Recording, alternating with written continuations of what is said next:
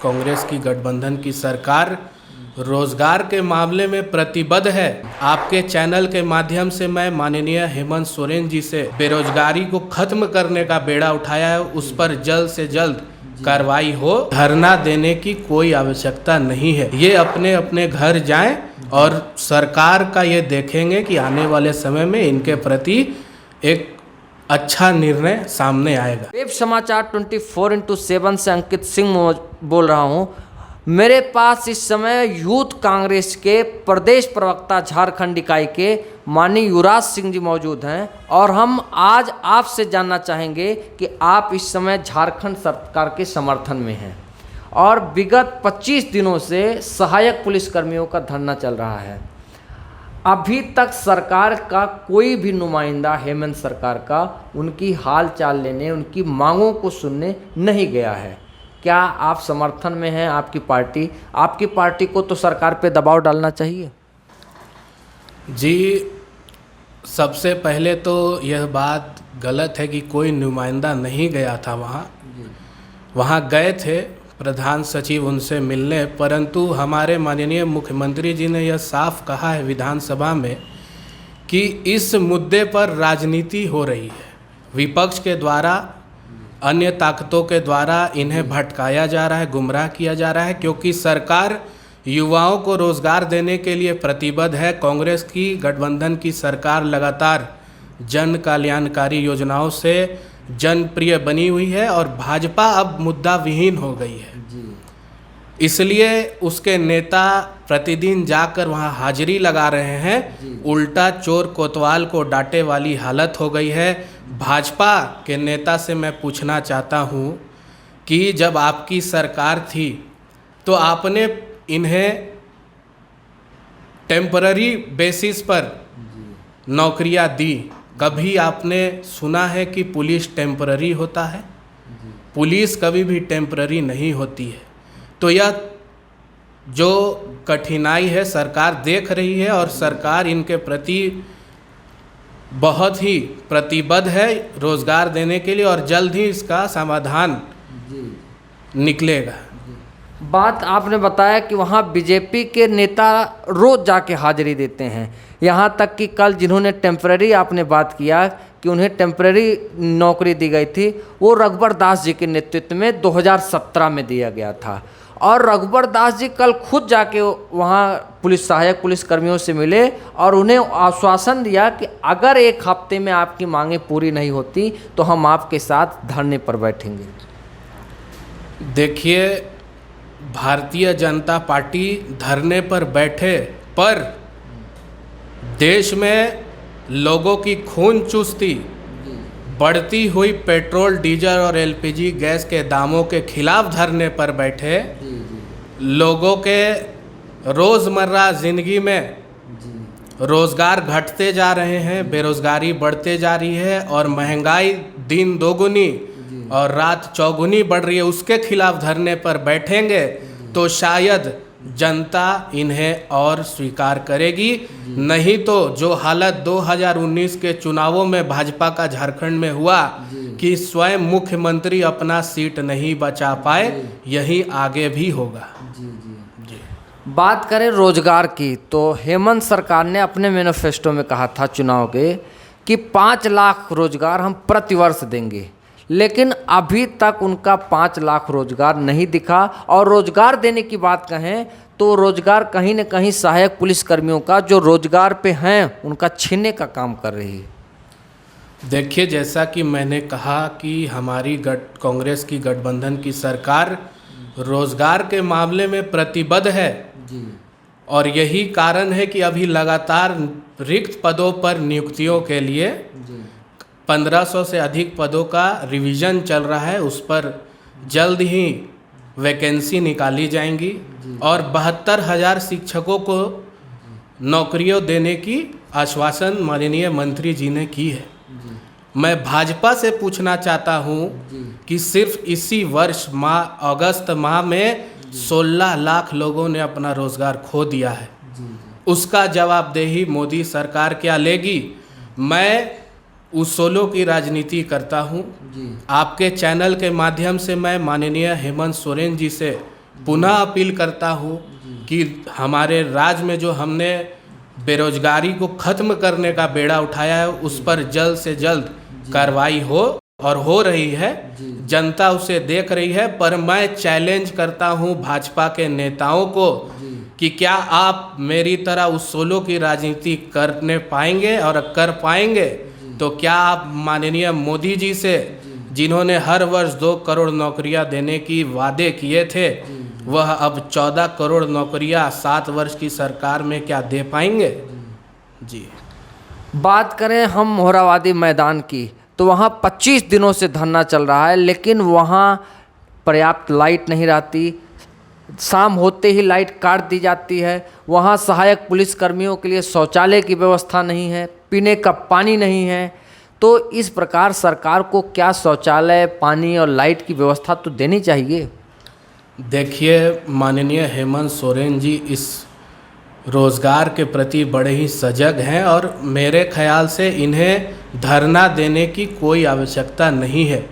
ये अपने अपने घर जाएं और सरकार का ये देखेंगे कि आने वाले समय में इनके प्रति एक अच्छा निर्णय सामने आएगा।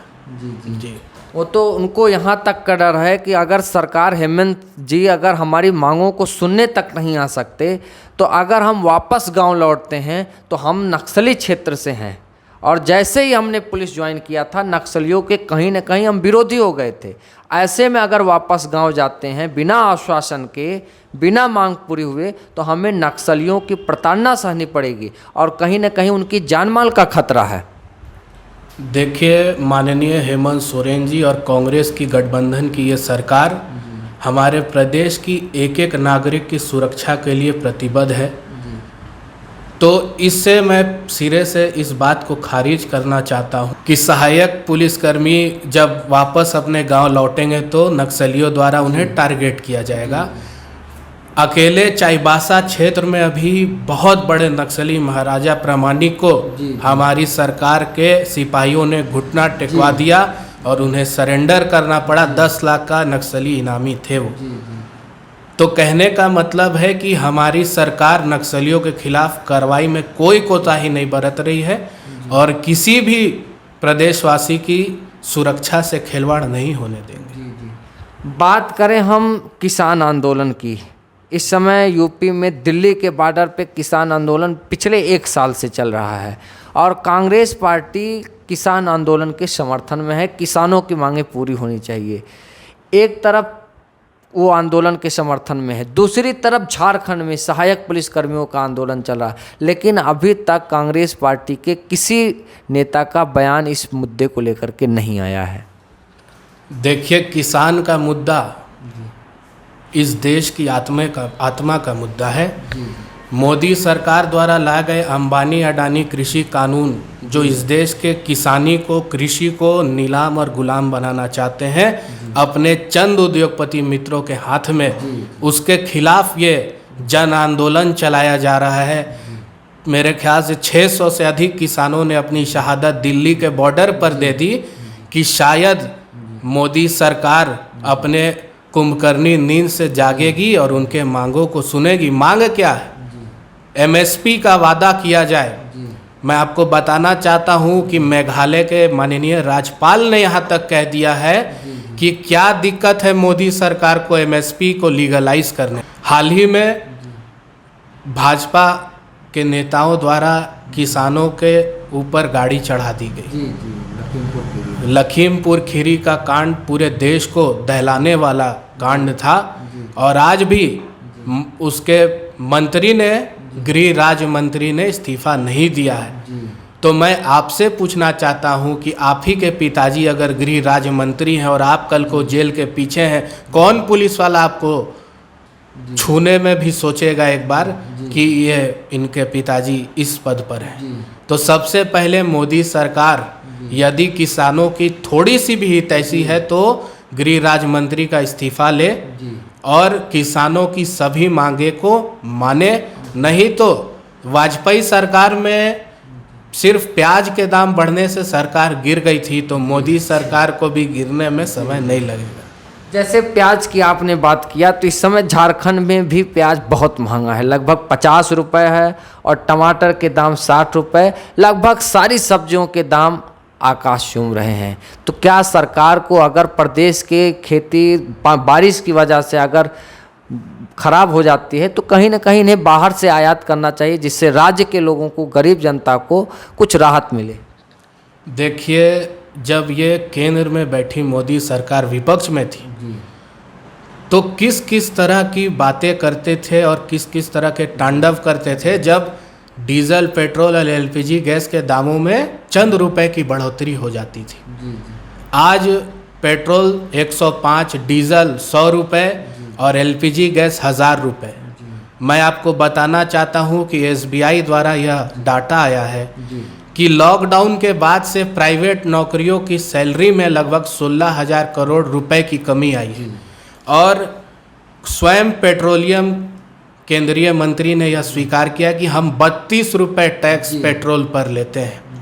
2014 में जब हमने सरकार इन्हें सौंपी तो एक्साइज ड्यूटी 4.58 रुपये थी, और आज मोदी सरकार में यह 32 रुपये है। 600% डीजल के एक्साइज ड्यूटी में बढ़ोतरी की गई है। रही बात हमारी हेमंत सोरेन जी के अध्यक्षता में चल रही कांग्रेस गठबंधन की सरकार किसानों के प्रति प्रतिबद्ध है, और यह इस कार्रवाई से पता चलता है कि सरकार बनते ही हमारे नेता माननीय राहुल गांधी जी के आश्वासन पर करीब करीब 2,46,000 किसानों का 980 करोड़ रुपए का बकाया कर्ज माफ कर दिया गया।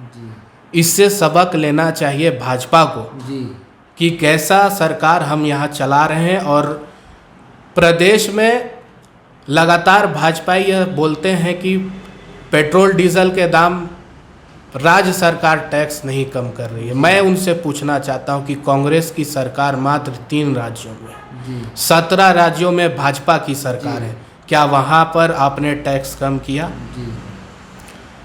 तो मेरी मांग है मोदी सरकार से कि जल्द से जल्द पेट्रोल डीजल को जीएसटी के दायरे में लाएं, और एलपीजी गैस जिसका मोदी जी बखान करते नहीं थकते थे कि मेरी माँ जब वह छोटे थे तो उनकी माँ किचन में जब खाना पकाती थी तो धुआं इतना अधिक होता था कि वह उन्हें देख नहीं पाते थे। आज जब 40 करोड़ लोग भारत में गरीबी रेखा के नीचे हैं, तो क्या वह 1,000 रुपये का सिलेंडर खरीद पाएंगे? जो प्रधानमंत्री अपनी माँ के संघर्षों को भूल गए, वह आम भारत की गृहिणियों की संघर्ष को याद रख पाएंगे? अगर हम बात करें, आज उज्ज्वला योजना की आपने बात किया, तो यहाँ तक कि अगर उनके सफाई, अगर हम स्वच्छता अभियान की बात छेड़ें, तो उन्होंने घर घर शौचालय दिया है। लेकिन आज भी क्या 13,000 रुपये में, 12,000 रुपये में क्या एक शौचालय का निर्माण हो सकता है?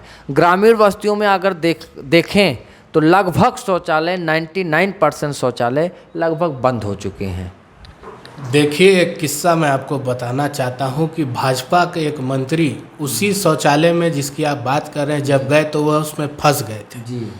तो कहने का मतलब यह शौचालय भ्रष्टाचार का शौचालय है जो भाजपा चला रही है।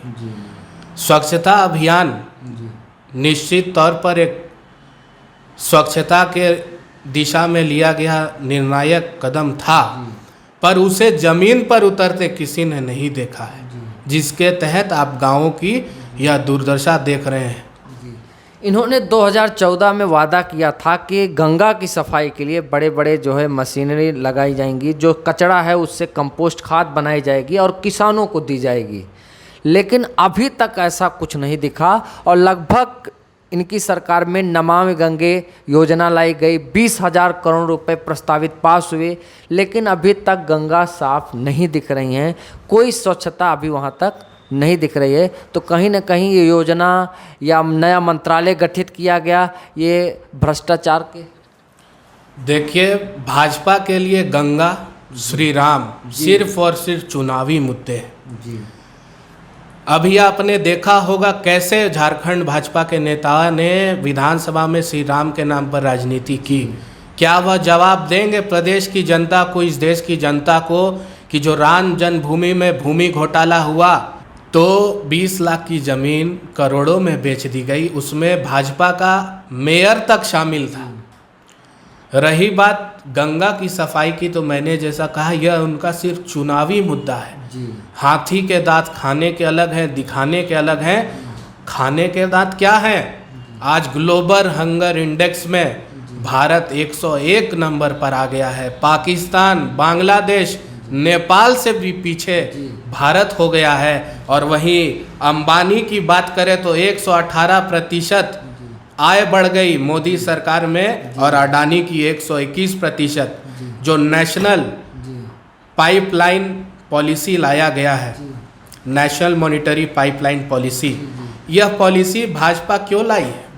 एक तरफ सरकारी उपक्रम डालेंगे, दूसरी तरफ उसे अपने चंद उद्योगपति के जेब में डालेंगे। सही बात है।